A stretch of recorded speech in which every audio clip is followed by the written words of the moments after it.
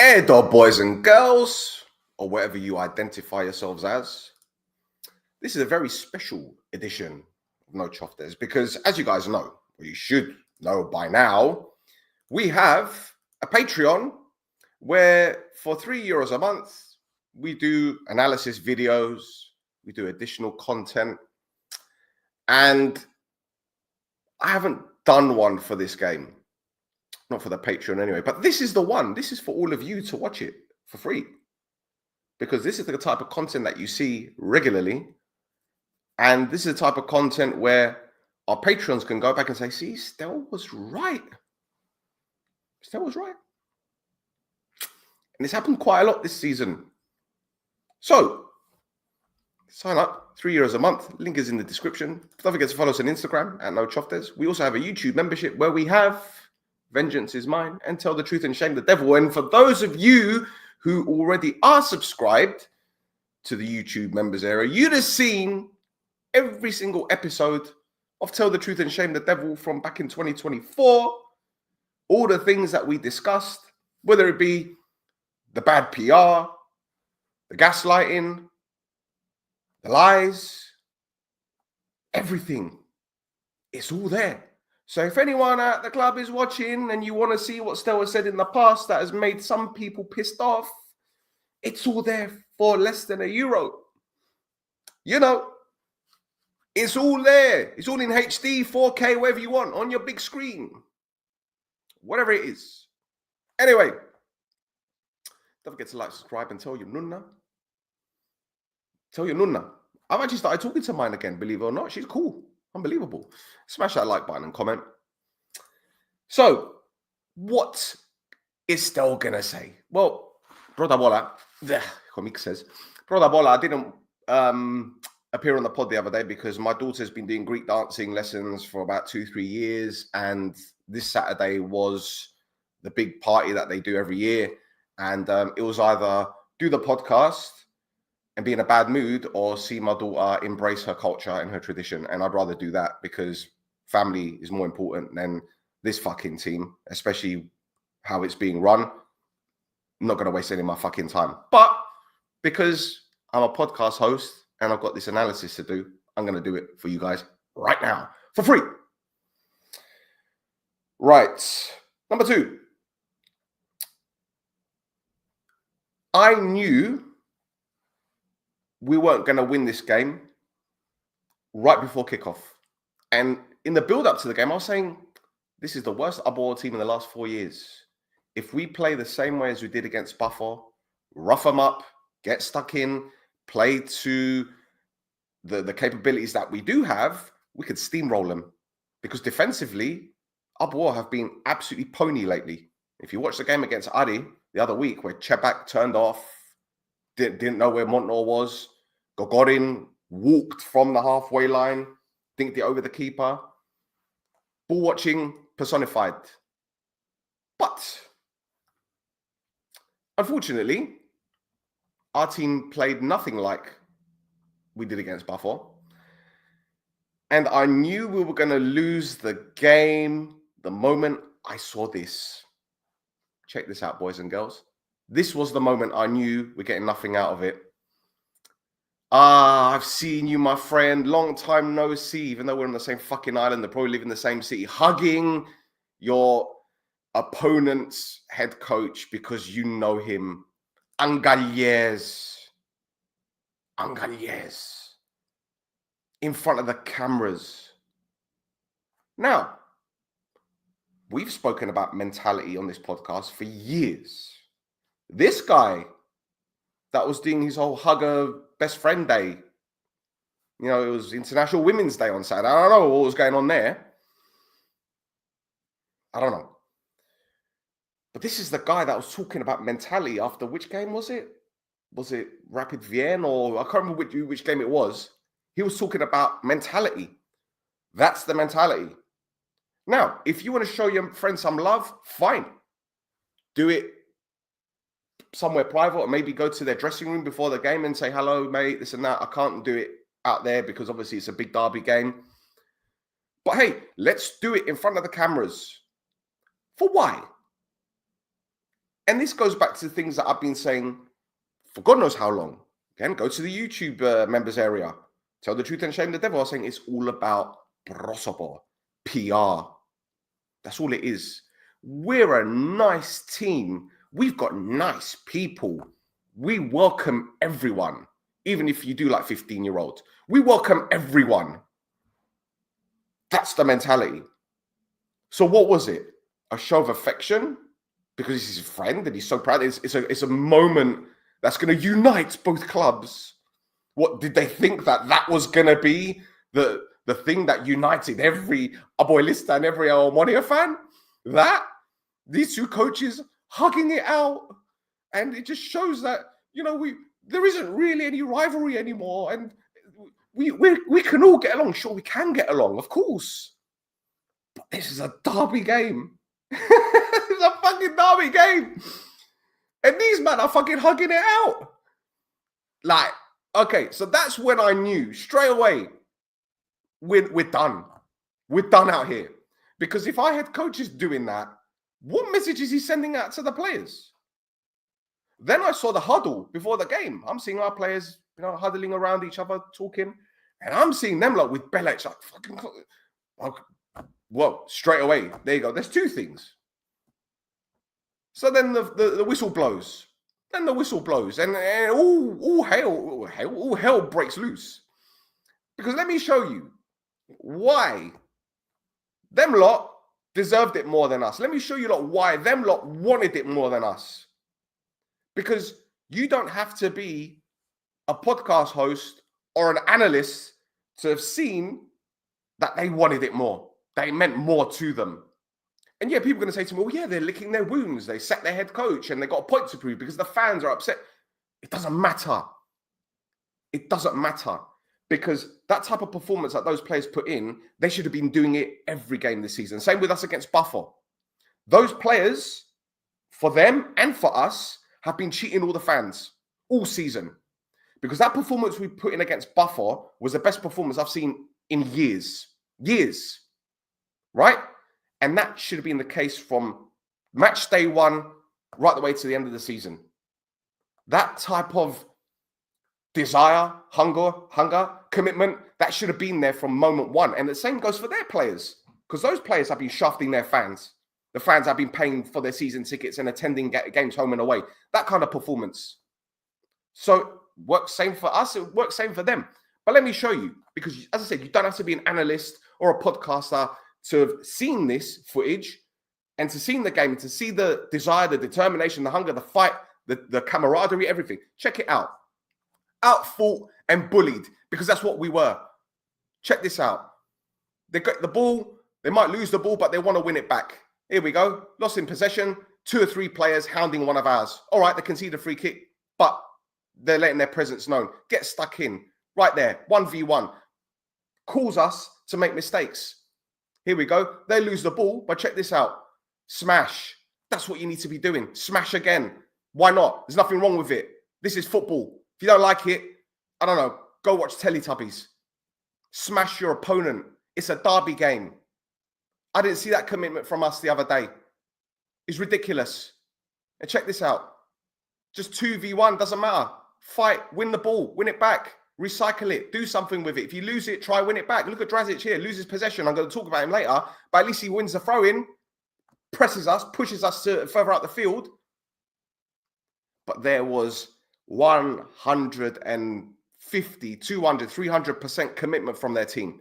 Where was it from us? I didn't see that. I saw it against Buffer where they wanted to show up. Check this out from O'Neill. Wins the ball. And look at that celebration. That's what Louisa was doing against Buffer. That's what it meant to them. Look at Maioli. Maioli was a beast. He was an utter beast. But I said it from time ago. I was saying this kid is something special. Trust me. Look at this. They lose the ball when they want to win it back. Oh, look, we put in one challenge. Lovely. And then Semedo goes down because that's what Semedo's good at the moment, just going down. Cut that one out. Stop us from winning the ball back. Here we go. Cut it out again. Smash. Lovely.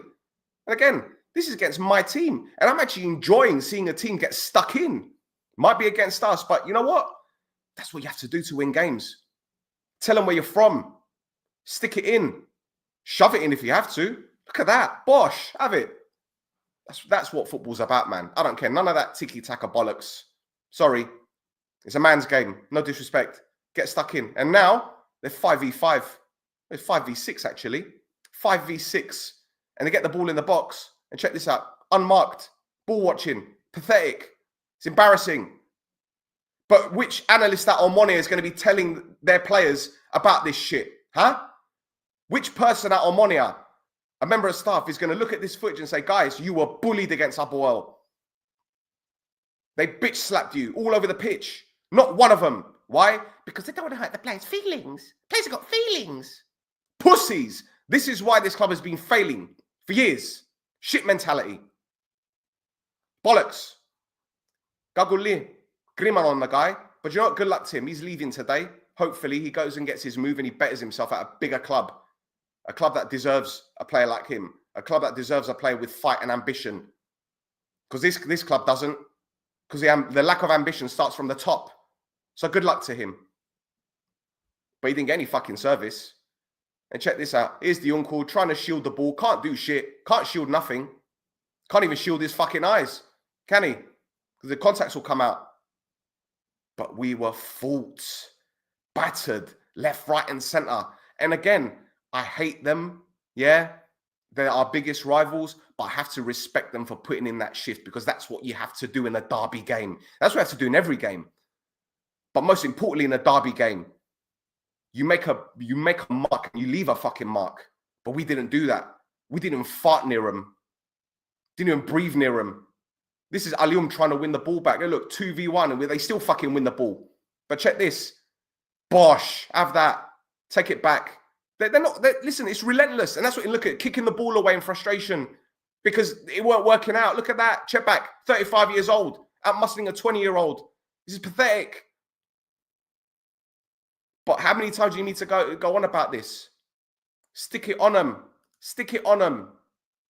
And I've been saying this for God knows how long. People can say to me, oh, you're Chalui. That's how you guys play football. This is why England never won a World Cup for God knows how many years. I don't care. This is how football should be. This is how it should be. Fight. I don't want to see any passengers. And I saw a whole bag of passengers. It's embarrassing. Absolutely embarrassing.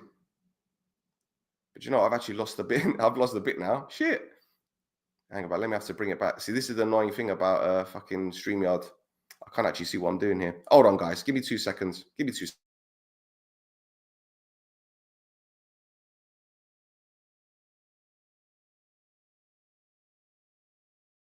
And I'm doing this intentionally. Don't worry.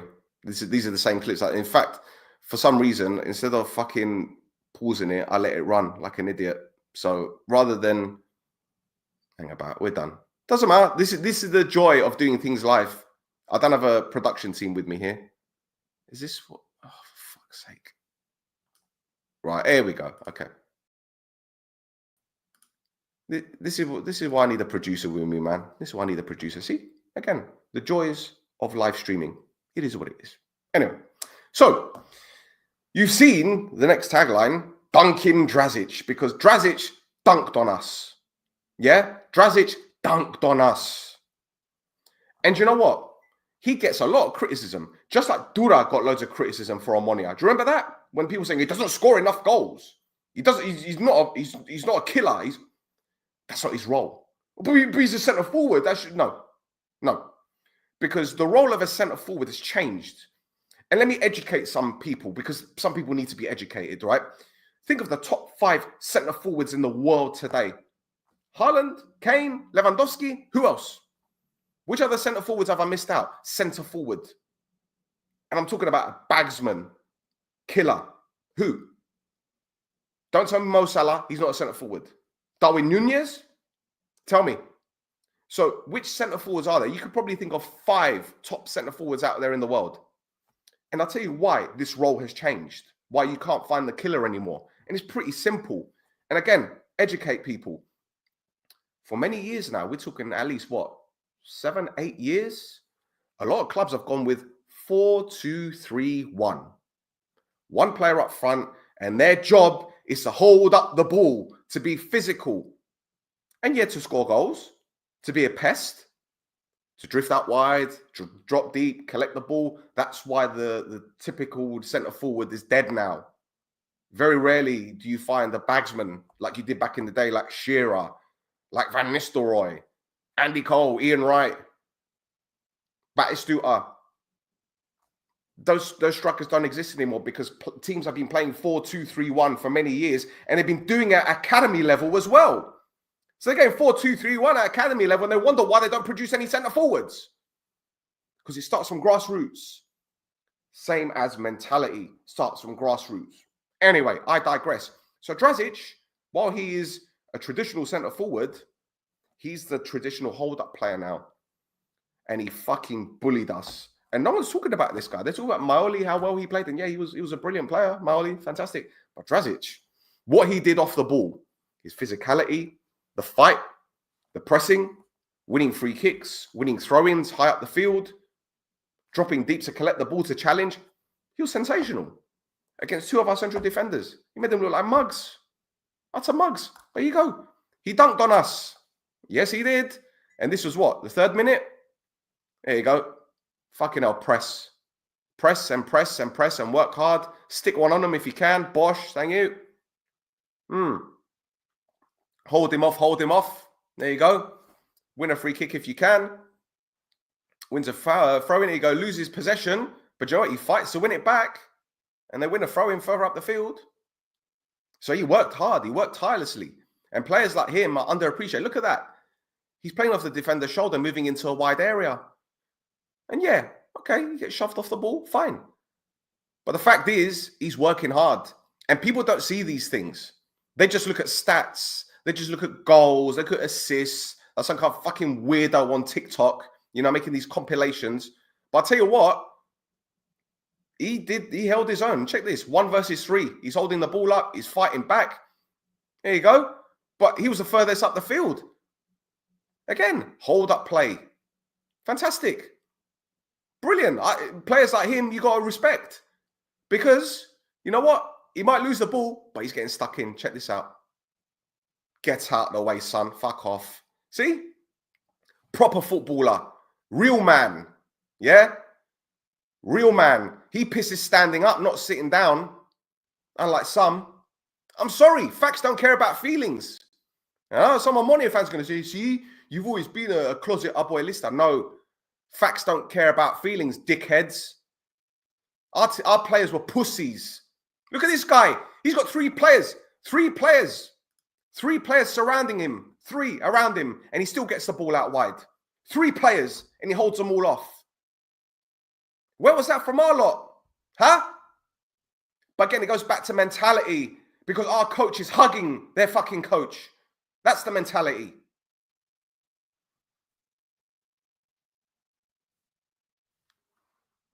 Anyway. I'll move on, shall I? Passing. Now, when you play against a team, either you're going to press or you're going to stand off. And we stood off. Because in whoever's great mind it was that told them to stand off, he felt, well, listen, if they pass the ball across the back 4, they can't really do too much. We'll just let them play it across the back 4. Play it forward, play it backwards. We can contain them. We've gone 4-3-2-1. So if we've got 3 in the centre of midfield, then we have to force them out wide, which is fine. That's the whole point. If you narrow the pitch, then they have to go out wide. And what's their other option? Pop it in the box. And if you've got 2 central defenders that can head the ball, great. You're dealing with that all day. And I get it. But when you go 4-3-2-1 and the fullbacks are having more of the ball, would it not make sense for the 2 that are playing in behind the front man to pull out wide, which is where they normally play anyway, Semedo and Alium, pull out wide, yeah? Pin the fullbacks back, so they have to keep going back to the goalkeeper to pump it long. Again, I don't have my UEFA coaching badges like people are going to tell me, but I know ball. It's just basics. And when you've got 3 in the middle of the park against their 3, because they went 4-2-3-1, so effectively they got 3 in the middle of the park, we're going man for man. So you can go man for man in the press. You could go man for man in wide areas. You could go man for man through the middle. It really ain't that difficult. Football is a basic game. But here's the thing. Apoel did the basics right. And then some. Whereas our basics were just, well, we're just basic in general. But anyway, passing. Well, as I said, we let them pass the ball around. Let them. And here's another one for the Apoelistas, because I'm sure many of your podcasters don't really talk about these things because they've got other things to talk about, especially beating us. So here's one for you guys. Check this out. Passing. Look at the amount of passes we let them play in the opening 4 minutes of the game. Where's the pressing? Who's trying to win the ball back? Who wants the ball? Anyone? Does anyone want it? Anyone want the ball? We're just going to let them pass through us. Yeah? Oh, there's no threat still. There's no danger. Sorry. All it takes is one pass to cut open the defense, as we saw in the cup final against Buffer, where that fucking Mustafa Nam played one pass, took 6 players out of the equation, and they almost scored in the opening 5 minutes. But check this. We're on 10 passes now. 11. Not one challenge has come in, by the way. Not one challenge. 12. Do you keep going? 13. And this one goes out for a throw-in because it was just a poor pass. But this is the next one I'm about to show you guys. This is the next one. Yeah? Check this out. And I want you guys to pay attention to this, because this is going to happen more and more frequently against us now that we're in the playoffs. Because now that Gaguli is leaving, we ain't got that one guy to press them high up the field with pace and intensity. We ain't got that guy. So this is what's going to happen. The next clip you're going to see is what's going to happen moving forward in these playoffs. And if I'm wrong, fine. I'll hold my hands up at the end of the season and say, guys, I was wrong. But check this out. And while this didn't lead to a goal, it almost did. So if you're watching with, and you got a heart disposition, you got, you got problems with your nevra or whatever, just watch something else for the next 5 minutes. Because what you guys are about to see is a football masterclass against us on how to retain possession, how to move the ball, and how to create a chance with very little pressure. Sorry, anyone that's watching at Omonia. Facts don't care about feelings. Cry more. So check this out. By the way, do you like my Make Omonia Great Again hat? It's sarcastic because we ain't been great for a long time. Okay. So, feast your eyes on this utter fucking cum stain. There you go. Here's a counter. And I'll tell you what, I want someone to tell me what number pass they got to when an Omonia player put in a challenge. Oh, wait. It'll be double figures. I'm just going to sit here drinking my coffee. Fuck it. 7. Anyone else? Anyone want to win the ball? No? Alium? Okay. 8. Kind of. But that's not really a challenge. They're just pressing. Okay. Okay. Now we're going man for man. Yeah, we're going to go man for man. Okay. Okay. No, so we got 2 players trying to win the ball high up the field. Okay. Great. We're not going to go man for man. No, we're not going to go man for man. We're just going to go 2 men for the ball. Look, they even fuck up the pass there, and they're still passing around us. No one wants to win the ball. They're just running for the sake of running. One pass takes out 4 players. Perfect. Lovely. Now, what's going to happen now? 19 passes, not one challenge put in. Lovely. Pass and move. No problem. Stand around him. Let's not try and win the ball, guys. No. Don't try and win the ball. It's fine. No. It's great. It's okay. Just stand off. Let him twist and shoot. Yeah, lovely. See? That, guys, if that goes in, that's goal of the season. For the amount of passes. For the build-up play. Sorry. But this is it. This is the mentality. Thrylophobia Fest 2025. Put up in bright lights. So anyone that's watching live, there's only 34 people, 37 people watching live. Anyone that's watching live right now, tell me if you've heard any lies. Have you heard any lies? Seen any lies? Because the evidence is there. So when I talk on this podcast with Pedro about what I've seen, and people say to me, you're talking rubbish. Well, this is what I see, because I make fucking notes on the games. Let me show you in 2 seconds.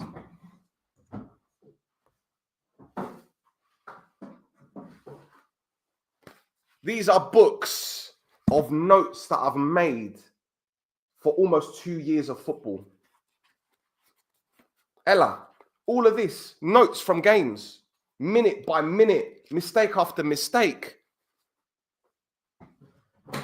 It's all there. And then I do the videos with video evidence to back it up. So when people say to me, oh, you're chatting rubbish, you don't know, it's all there.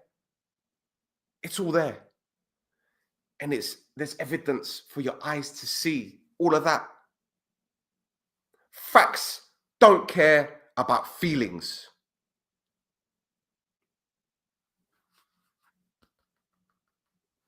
Who likes the cap, by the way? We're going to start selling them soon. I know it's gold and black, but it's the irony. And I've got it to piss people off as well. Don't give a shit. Do you like the hoodies? Pretty sick, innit? So,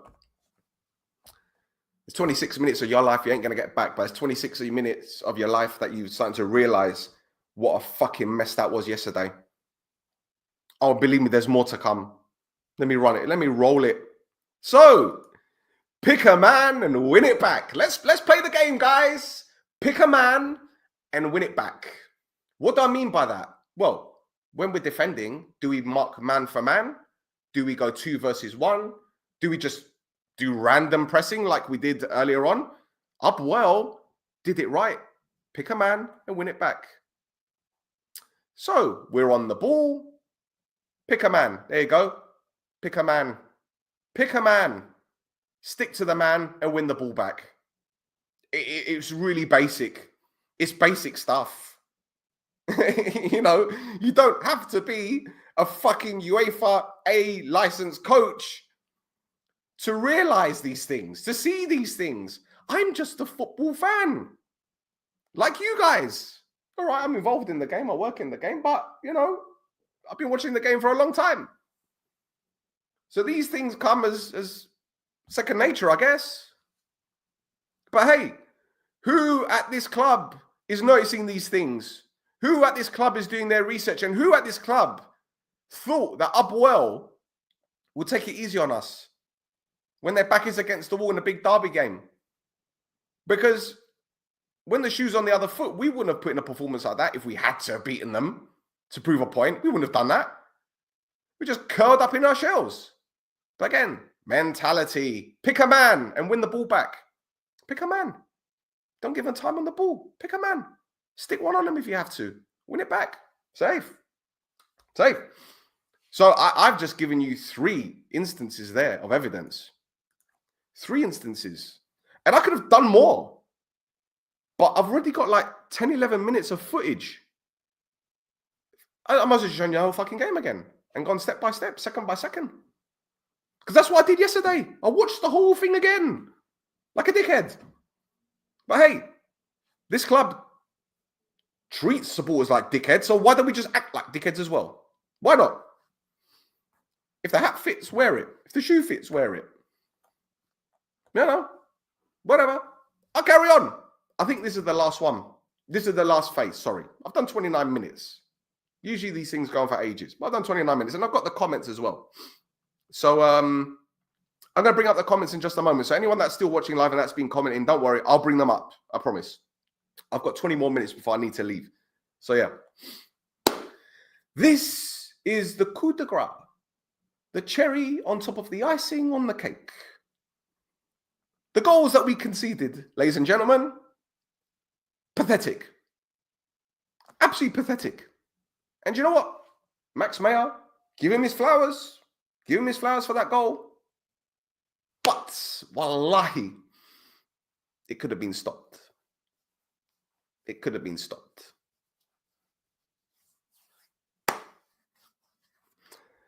The hats will be gold with black, white. You're just talking now. Red and yellow and pink and green, purple and orange and blue. Pedro loves a rainbow, loves a rainbow. He carries rainbows. Hey. No, I'm joking. Joking. Leave Pedro alone. Anyway, pathetic goals to concede. So this is the first goal, and I'm going to stop it right about here. Why? Why have you stopped it here, Stel? Why? We want to see this fantastic goal again. Well, first of all, look at where Chebak is. And look where Alium is. And I'll go back to what I said earlier on. When you see that your opponents are having more success with the ball out wide, and you have two men behind the centre forward, stretch the play. Make them go man for man on the fullbacks. Either pin them further up the field or track their run. Look at the distance between Alium and Chebak right now. How many meters is that, guys? Vega? Am I exaggerating? Is that about 10 meters between Chebak and Alium? But anyway, Chebak is 35 years old. By the way, I'm 44, so I'm not going to be ageist. Chebak is 35. Alium is what, 21? 22? How the fuck does a 35-year-old run 30, 40 meters with the ball and still manage to get across in the box against a 21, 22-year-old? Yalla, watch this. 1 touch, 2 touches, 3 touches. Still got time to stop the ball. And then, check this. Now, here comes the cross. Now, I don't have my arrows and all that kind of shit coming up. But when I look at this straight away, I see Koulibaly close to Dragic, and I see Corbu on the left-hand side, and then in the center is Maya. Let me ask you guys something. When that ball comes in the box, people are going to say to me, well, yeah, Helander should have run out quicker and headed the ball away. Well, my argument is, where is Gusulo? Where's Captain Teflon? Because when that ball goes in the box, he runs to the 6-yard box. He runs away. He doesn't even mark Corbu. That's the thing. I was thinking that he was running to mark Corbu just in case the ball broke out to him. But he ran to the 6-yard box and then did a little pirouette and turned and started running back away. What was Evandro doing, by the way? So Helander has to run out. Helander has to run out to chase their Gary. And it's a great finish. Fantastic finish. Fantastic. But here comes the second one, guys, because you're going to love this one. Absolutely love this one. And Fabi will get a lot of shit for it. And yeah, you could say, why did he come running out? Why? But when that ball is headed back, let's stop it here. Yep, he can't get to it. But we have 1, 2, 3 players on the line. And which one of those 3 players decides to try and win the header? Which one of those players decides to clear the ball from the goal line? Which one of them? Well, the only one that tried to do anything was Diunku. And I thought to myself, you got to win the header, son. But he gets bullied.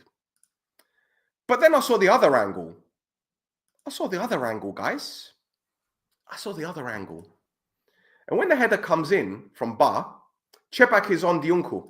I'll stop it right here. Because Diunku can win the header here. He can win the header. And yeah, Chebak is leaning on him, but you know what? That's physicality. That's fine.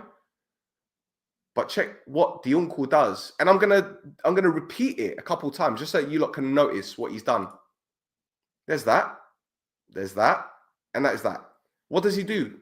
He turns his fucking back. Rather than trying to win the header, he turns his body. Oh my God, I'm scared. The ball's coming. Ah! That's what it is. That's what it is. Bottled it. Absolutely bottled it. Disgusting. And then you have Stepinski on the line, nutmegs himself. Yeah, well done, son. Excellent. How the fuck did you manage to do that? But then I thought to myself, hang about. Doesn't Diunku usually win headers? Well, this was a few minutes later. He wins that header. And he wins that header. And he gets physical. So, where was that? for the goal. Where was that for the goal? Get stuck in. Get your head on it. If there has to be a collision of heads, so be it. That's football. Sorry. That's football. Like I said, if you want to go play something different because you want a soft game, play something else. Play, I don't know, pick in the middle. Play knockdown ginger. Play, I don't know, marbles. Play Tavli. That's not a physical sport. If you want to play something physical, don't play football if you want to play something physical. It's a physical sport. But he's jumping for the ball 3 times, and he's won 2 out of the 3 headers in that last clip. When it came to that one, where was he? And yeah, again, Fabi's going to get shit for it. Why did you come out? Why? Well, look at the first goal. Aliun has let Chepak get past him and cross the ball. Gusulo has done his Captain Teflon, untouchable thing again. Turning his back, not holding himself accountable. Evandro hasn't bothered to chase Maya. Helander was too slow to come out, even though, again, I wouldn't blame Helander. The second goal, the corner's coming. Okay, Fabi's come running out. Bars leapt higher than everyone. And when the ball's come to the goal line, or the 6-yard box, rather than Dionco being physical, like he was in that last clip, he's turned his body. He's turned his back. That's what it was. So there you go. Outthought. Not for the first time. So I seem to remember I was talking about this, maybe, was it when we lost 4-2 against them, back-to-back? When Sofro was in charge and we lost against them? It's a recurring theme. It's Thrylophobia Fest, but it's 2025. So yeah, these are the analysis videos that I do in the Patreon. So for those of you that want to sign up, it's €3 a month. For some reason, it's €3.50 now because they charge an extra 50 cents for tax. And I think that's for iOS users. If you subscribe through the Patreon website, through the link directly, then you won't get charged extra 50 cents. But if you do it through the iPhone, I think through iOS, you get charged 50 cents extra. But it should be €3 a month. So these are the kind of videos that we do regularly. Every week, every game. I think I've missed maybe 2 games this season. That's because it was just like, what's the fucking point? It's like, and we do other bits of content. And then we also have the YouTube members area for 99 cents a month where we do Tell the Truth and Shame the Devil, which is now gone to Vengeance is Mine because, hey, I will have my vengeance. And I'm having my vengeance. So let's run with some of the comments. I've got 10 more minutes. Let's go. Yeah, I'm not going to talk about it. Done. Bro, you know what I'm talking about here, honestly. Morning, mate. My eyes are still sore, for fuck's sake. It's unbelievable how in 2 weeks we had our best and worst games of the season. Something smells fishy. No, do you know what it is, Dimamu? It's not about it smelling fishy. I'm not saying that there's any corruption or anything going on here. I just think that the mentality was all wrong. We underestimated them. And to be honest, I think we showed them a little bit too much respect as well. Because the moment they put in that first challenge against us, it should have woken up our players and say, all right, so it's going to be that kind of game. But unfortunately, there you go. He managed to lose against a coach without experience who was under 19 days before. First time ever as head coach. Well, I don't think he is embarrassed, Theo, because he lost against his best mate. And we saw at the beginning of the game that, this was all that mattered, really. Show him some love. Show him some love, Do it. Get a room. There's one guy in the background on the left-hand side that was grinning from ear to ear, but I didn't catch him in there. I didn't catch him in the clip, but he was smiling. He was laughing his ass off, to be honest. There's no analyst. Well, that might explain everything then. Coach is scared of making big decisions. Bench Semedo. I agree. But we said it ages ago. Give more time to Humble. Make changes early if necessary. Attack more. Man, I think Ingebrigtsen should have started. In fact, I said it in the preview. Ingebrigtsen should have started ahead of Semedo because he runs more and he works harder. And I just know that from maybe 2 minutes of him playing. And that was against Buffalo when he smashed Correa. Smashed him.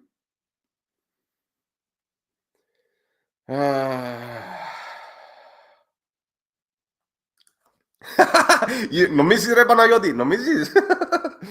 Φίλε, I will tell you this and I will say this because I'm going to be 100% honest with you guys, like I always am. I'm 100% honest with you guys. And I will say this, like I said in the Patreon, and I'm sure I said it before on this pod. If this club ever offered me a job there, I would say to them, thank you for the offer, guys, but I would rather shit in my hands and clap.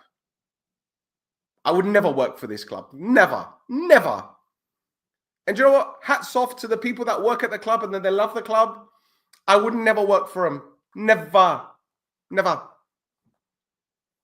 I said, I'd rather shit in my hands and clap. We need a proper coach. President is a problem that makes millions, not the coaches. Well, hey, if we believe what he said in the past, he doesn't make any money from the club. He doesn't make any. He hasn't made a profit. He hasn't. Fine. So if that's the case, then you just admitted that you're running a failing business because you're not making any money from it. But listen, let's be fair. The whole idea is to lower the debt, and he's lowering the debt.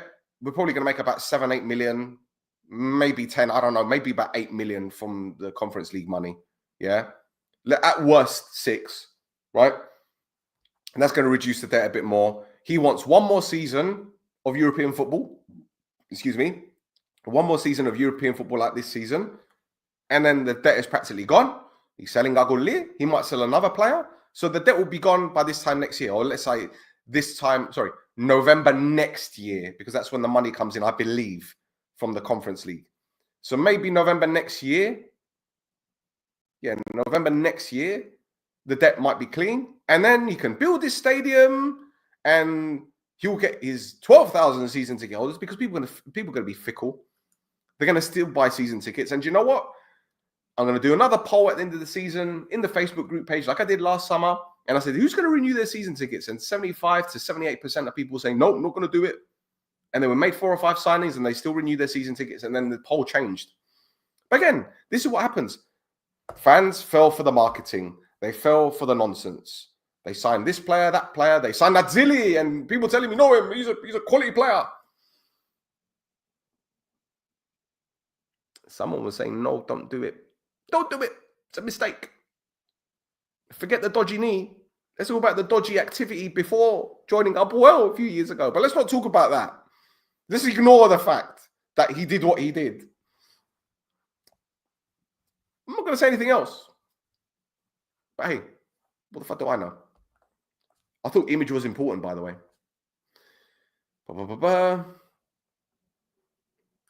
Skembri uploaded a story of his game day against Apoel when he got it. Maybe he saw my Instagram and saw how pissed off I was, and he thought that, let's try and cheer people up, I guess. Evandros surrendering the ball because he wanted a foul pretty much sums up the situation mentally. Well, there you go. Playing for fouls. I hope someone from the team can hear you. Joe, to be honest, bro, I don't think they give a shit what I say. I think it's come to a point now where they just ignore me because they think I'm more trouble than good. The funny thing is, I'm actually helping the cause by pointing out where things are going wrong. But, they know better. They know better. Let's spend more time worrying about statements about the CFA and referees rather than getting our own shit together. Because that's the priority. People in glass houses shouldn't throw stones. I'm just saying. Get him out. Well, the thing is, bro, even if he goes, the club's still going to owe him money. So, effectively, we need someone to buy the club and take on the debt. And we're going to be in the same situation as Nochoftes are. No one's going to want to take over. Success is expensive and Baba Stavro ain't up for it, Esther. Well, Andrea, he's paying Bezos big money, isn't he? The guy that they signed onto a new deal and then he got injured? Or was it the other way around? I know that they had to sign him to a new deal because of the percentage of games played. I get it. I get it. But, people were telling me, he signed a new deal. When he comes back, it's going to be like a new signing. How many games has he played since coming back? Huh? I said that he was going to be out for 7 months. He came back when? November? End of November? June, July, August, September, October, November. 6 months. I was a month out. But if you deep it seems to me that they rushed him back because he's hardly played. He picked up another injury, didn't he? Was it a thigh injury or another injury? And he's played a few minutes here and there, but they rushed him back. Why haven't they played him? Why didn't he play centre mid against Apoel? I mean, and Bechtaraz, that people were telling me. Like back in the last season, they're telling me we need Bezos. We need him. Well, he's ready. Where is he? Why didn't he play against Apoel? Why didn't he play in the midfield three? I mean, at least he can get stuck in. He can't tackle, but at least he can get stuck in. Well, where was he? So we've got money to spend on wages. I mean, they brought in Jovetic. He's not going to be on pennies, is he? Haaland ain't going to be on low wages. So they do have money to spend, but they're just not spending it wisely. They're not spending it in the right places. But they're using the same agents. They're using Mr. Vice President's mate to bring in players. I'm sorry. And speaking of Mr. Vice President, I thought he left the club. I thought he wasn't vice president anymore. The club were looking for a vice president. If that's the case, then why the fuck is he signing contracts in front of the cameras with the youngsters? Academy players signing multi-year contracts. Why the fuck is he there? Or is he really there and he's not there? I don't know. There's no transparency because they tell you what they want to tell you. But let's see what bollocks they put out on their social media soon or what statements they come out with next. Let's see. I'm looking forward to Mr. President's end of season fucking statement. I'm looking forward to it because if it's anything like this one, like last season, then you are fucking mad for renewing. Remember this? Do you remember this? Do you remember this statement? Yeah. Classic. Utter fucking classic. But we keep receipts. That's why I appreciate you and I always turn up on your ball analysis. This comes from Rabal. Hats off, bro. I didn't even know. Thank you, bro. Appreciate it, my guy. Thank you. Only facts, unfortunately. Thank you. He's successful at what he wants to achieve. Well, yeah, he's successful at bringing in money, like to lower the debt. I'll give him that. Do you blame Baba Stavro or those around him? Well, first of all, I blame him for being so naive to think that taking over this club and immediately making it a profit, making it profitable or financially viable, I blame him for that. Because let me tell you something. And if you go and watch the A to the P show from last night, I said it then, I'm going to say it now. When he took over the club, he knew the financial problem that was around. Yeah, he knew it. Okay?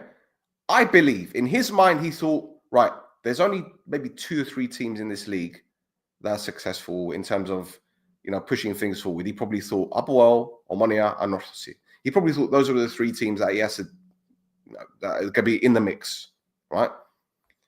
So he thought, well, look, come in, stabilize the ship. Let's try win a league title and then build on it, which is what he did, in all fairness. Won the league. Okay, we finished top, and then the league was cancelled. I'm not counting that as a league title. I'm sorry, I'm not doing it, right? But hey, we got into the Europa League, won the league, blah, blah, blah, won the cup. And we thought, do you know what? He's probably thinking, right, we can kick on. But the problem is, after winning the league, we didn't improve. We didn't build on it. And Papadakis said it himself. He was advising them, build on this. We need to improve this. No. They sat on their hands. And while they sat on their hands making stupid decision after stupid decision, sacking this one, signing this player, Tajuri Shradi hadn't played in 6 months. Let's sign him. Bessetin, let's sign him. All these decisions, these strange decisions that they were making, right? Well, while all this is going on, other clubs are improving. But it wasn't steady. It was rapid. Ari then get into the first division. And they're making big waves. Conference League in their first season. Champions the second season. Europa League in the third season. Like, they're making... Buffer were making big mistakes at the beginning.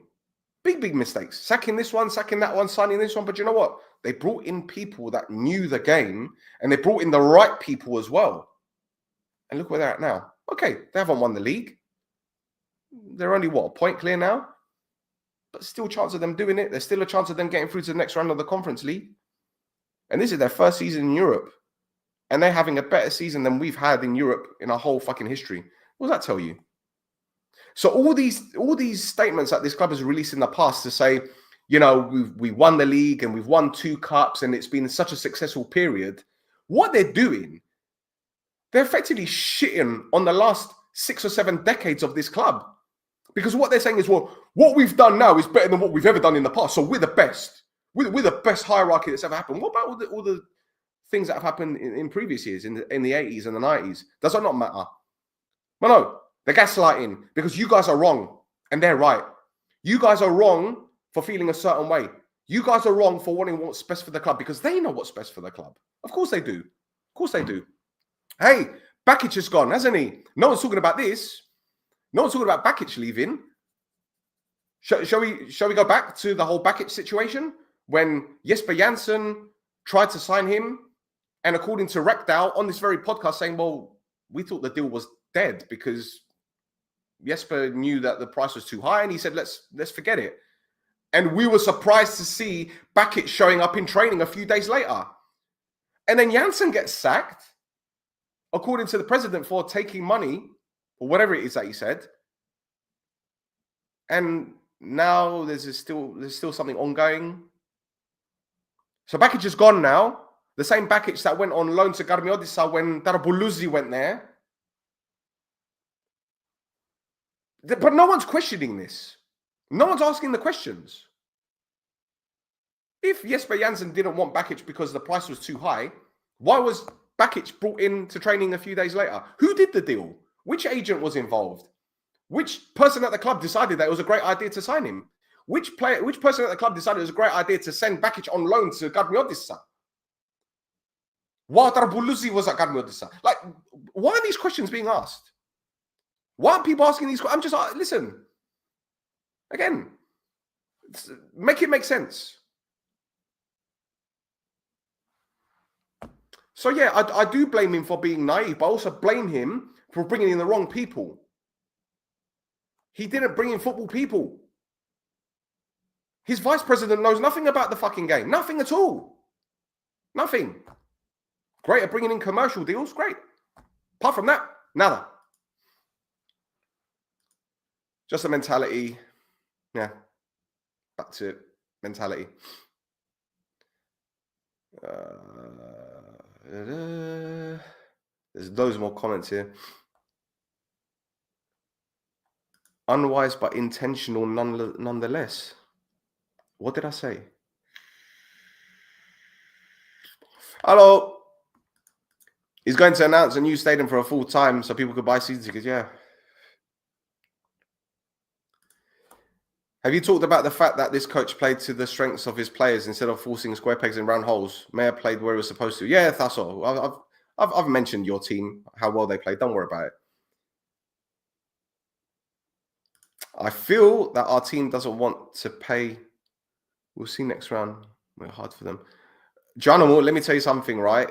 We got 10 more games now. And at the end of the day, if these lot don't show up for these 10 games, then all of them need to go. I'm sorry. It's not good enough. Saturday's game was boring as fuck. Yeah, they didn't do anything special, but the fact, or them or us. Yeah, you can say Russian money this, Russian money that. Omonoia had 100 million euros. Well, here's the other thing. People talk about the foreign money. The same people that talk about the foreign money are the same people that also watch Man United, Liverpool, Chelsea, Man City, Paris Saint-Germain, all these foreign clubs that have got foreign ownership, non-owners from their country. So, for example, Man City got the Arabs, Paris Saint-Germain got the Arabs, Liverpool got Fenway, Man United the Glazers, but Chelsea, Abramovich back in the day. Like, no one was talking about Chelsea in their money laundering and whatever bollocks it was. Well, people were talking about little things here and there, but no one really gave a shit because they were winning titles. No one cares. Doesn't matter. This is how football's gone. This is how football's gone. It doesn't matter. I find it funny when clubs have rich owners and they're not successful. But the fact that Buffon and Ari are using their money in other areas of the club, whether it be improving the youth academy, their marketing and branding, their training facilities, the brand awareness. Fucking Buff are holding a conference, and they're gonna have Totti and Peter Cech there. I think it's the group that, what's his name, owns? Dubov owns. He's got Salgado with him. There you go. Right. And there's loads of stuff from Tasso talking about Apoel, blah, blah, blah. I don't care. You can do this on This Is Map on Wednesday. You can do it on This Is Map on Wednesday. I don't care. I asked the Darabuluzi question. There you go. Thank you. Surprise Bakis didn't sign for Salamina. There you go. Right. Anyway, I've done 5 minutes more than I should have. So, and again, thank you guys for tuning in. This is somewhat therapeutic for me anyway, and I hope it opened some people's eyes. So if you want to see more analysis videos, sign up to the Patreon. Link is in the description. Smash that like button and comment. Subscribe. Tell your NOUNA. Follow us on Instagram at Nochoftes, and we have a YouTube channel for 99 cents. So that's it, boys and girls. Thank you for tuning in. I'm gone. I've got things to do. But we'll be back soon, I guess. Bye.